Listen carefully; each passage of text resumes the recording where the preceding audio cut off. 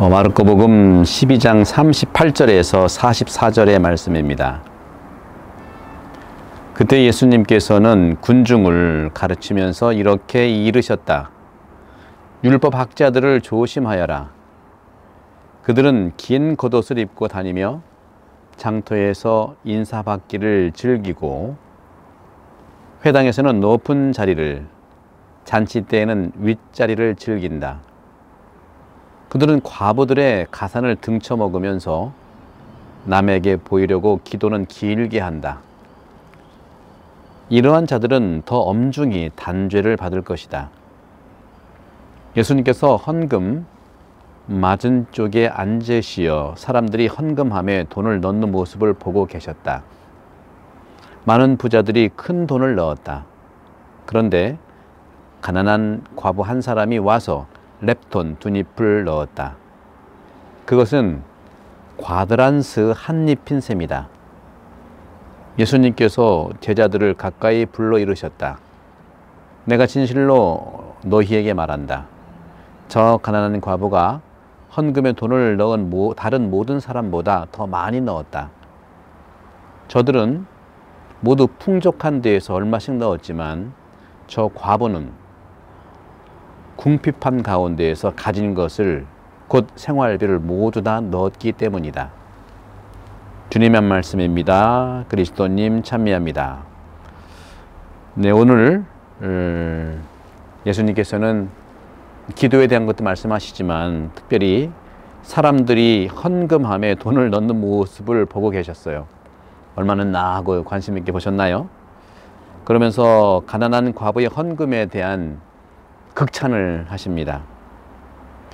우리도 매번 봉헌, 헌금을 하는데요. 우리는 또 교모금도 내고 헌금도 내고 또 필요한 도네이션들 많이, 요즘에는 작년에 이어서 작년에는 이제 부시파이어에 도네이션을 많이 하셨고 올해는 또 코비드19로 어려운 이웃에 대해서 하시는데, 이 헌금이라고 하는 것은요, 교회에서만 하는 것이 아니고 어느 곳에서든지 헌금이 이루어지고 있어요. 길거리에서나 라디오 또는 텔레비전에서 도와달라고 하는 ARS라고 하는 거 있죠. 한국에서는 그것 때문에 많이 이제 통용되긴 하죠. 전화로 이제 헌금하는 거 있죠. 전화 한 통하면 얼마씩 이제 도네이션 하는 거 있지 않습니까? 그리고 지하철이나 역전 이런 모든 장소에서 헌금을 원하는 사람들이 보입니다. 또 우리는 젊은이들이 길거리에서나 이렇게 그걸 뭐라고 하죠?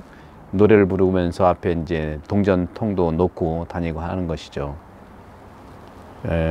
흥미로운 것은 뭐냐면, 왜 유복한 사람이 헌금을 오늘 많이 하는가? 오늘 복음에서는 많은 부자들이 큰 돈을 헌금에 넣었다 하는 그런 표현을 하고 있습니다. 보통 좋은 일을 위해 헌금하는 것보다는 그들 스스로 더 많은 것이 필요하기 때문 아닐까. 어느 종교에서 그렇게 얘기하죠. 주님께 많이 드리면 많이 받는다. 그래서인지 우리 천주교는 약간 좀 다른데, 그쪽 종교에서는 축복을 많이 받기 위해서 헌금을 또 많이 한대요. 그런 점들. 오늘 복음은 우리가 잘 볼 필요가 있겠죠. 부자들의 헌금은 어떤 보상을 받기 위한 그들 스스로의 희망의 행동인 듯 보여요.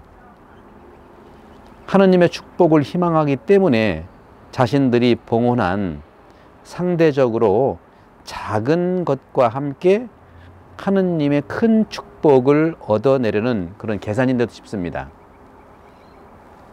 그런 이런 부자의 헌금에 비해서 오늘 복음에서 보면 가난한 과부의 이 얼마 안 되는 작은 헌금, 하지만 가지고 있는 전부를 내는 헌금,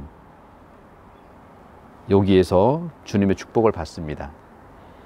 예수님께서는 액수도 중요하지만 액수의 크고 작음보다는 온 내가 가지고 있는 것들을 이렇게 봉헌한다는 마음가짐, 그런 점에서 오늘 복음에서 예수님께서는 헌금을 많이 내는 그 부자에게도 나쁘게 얘기한 건 아니지만 그 부자들은 이 가난한 과부에게서 이런 마음을 배워야 한다고 하는 것이라고 볼 수 있겠습니다. 주님께서는 이렇게 말씀하십니다. 부자들은, 즉 저들은 모두 풍족한 데에서 얼마씩 넣었지만 저 과부는 궁핍한 가운데에서 가진 것을, 곧 생활비를 모두 다 넣었기 때문이다. 봉헌의 의미를 우리가 생각을 해보면, 봉헌의 의미로 헌금이라고 하는 것은 그저 자기의 관대함이나 아량 또는 우월성을 드러내기 위한 건 아니잖아요. 그래서 동방교회의 영성 지침서를 보게 되면요, 도움을 청하는 가난한 사람이 있을 때에 다음과 같은 그런 매뉴얼, 소위 매뉴얼 같은 그런 영적 기록이 있어요. 먼저 가난한 사람이 도움을 청하러 올 경우에 먼저 자신은 십자가를 그으라고 합니다. 이렇게 십자가의 징표를 보여주고, 그리고 자기의 가방에 손을 넣고, 그리고 형제에게 무엇인가를 나누라고 합니다. 그러면서 형제여, 하느님께서는 나에게 축복을 주셨습니다. 그러니 내가 무엇인가를 당신을 위해서 나눌 수 있겠소? 하고, 그러면서 받으십시오. 그리고 나를 위해서 기도를 해 주시기를 바랍니다. 회교도들도 마찬가지입니다. 회교도들이 비슷한 형식을 가지고 있어요. 알라께서 나에게 축복을 주셨습니다. 나와 함께 그분의 축복을 나누세요. 이렇게 우리 인간의 봉헌이라고 하는 것은요, 비슷한 그러한 그 가치를 가지고 있어요. 바로 마음과 영혼의 상태로 소모되지 않는 하느님의 보석의 역할을 하기 위해 하느님 안으로 들어가는 겁니다. 봉헌은 돈이라고 하는 우리 마음의 표시를 또 하느님의 보석 같은 역할을 하기 위해서 주님 품 안으로 들어가는 행위라고 볼 수 있겠죠. 오늘 주님께서는 가난한 과부 한 사람이 와서 렙톤 두 닙을 넣었습니다. 렙톤 두 닙은 오늘날의 화폐 단위로 보면은 70원, 80원 가량 이렇게 값어치가 됩니다. 우리는 그런 말씀을 하고 있죠. 시간은 금이다 하는 말, 그렇지 않습니까? 한 시간에 우리가 노동하는 값이 얼마가 되나요?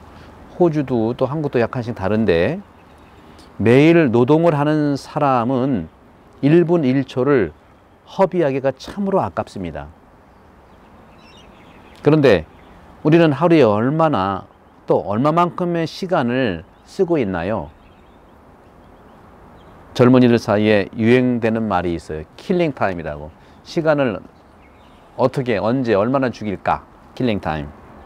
시간 죽이기, 시간 때우기, 뭐 이런 것들이 유행하는데, 여러분들은 그런 시간의 어떤 그 과부 헌금과 같은 그 시간은 언제입니까? 여러분들에게는 많은 시간은 아니지만 작은 시간들을 모으면 렙톤 두 닙을 주님께 드리는 것과 같은 그런 가치가 될 수 있겠죠. 예를 들어서 버스를 기다리는 시간, 작은 시간이지만 많이 있을 수 있겠죠.